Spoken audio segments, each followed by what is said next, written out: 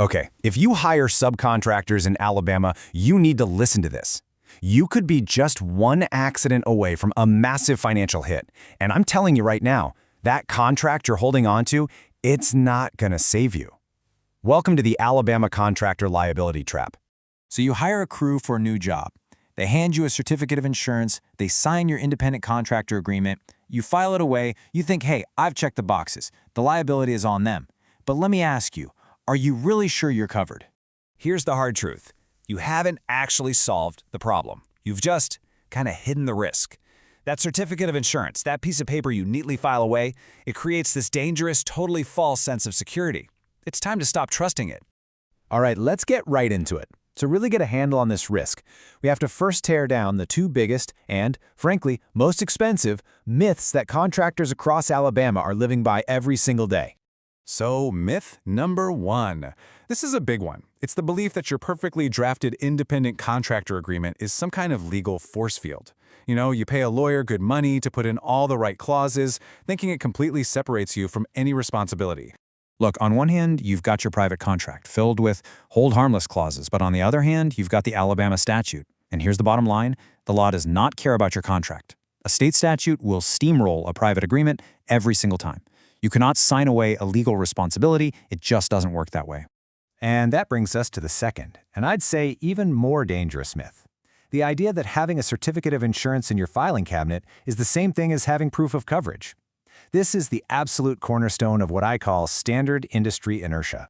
A COI is only valid for the exact moment it's printed. It is a snapshot. That's it. So if your sub misses a payment a week later and their policy gets canceled, that certificate in your file is completely worthless.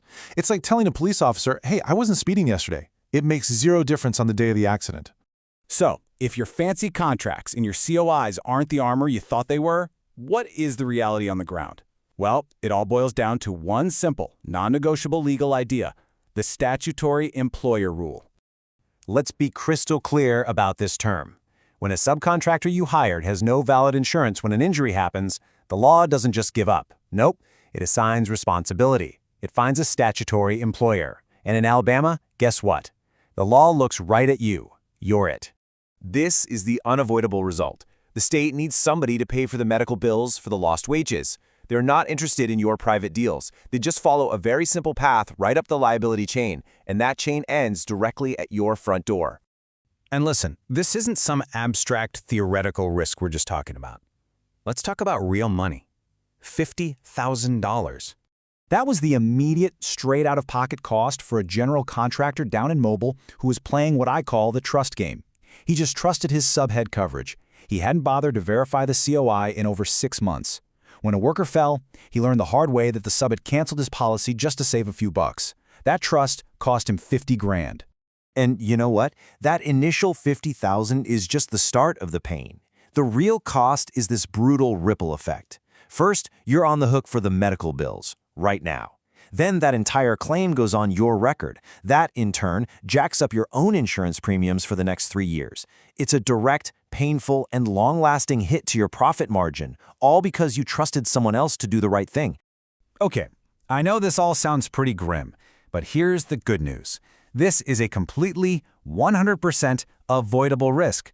The power to get rid of this liability is entirely in your hands. So how do you take back control?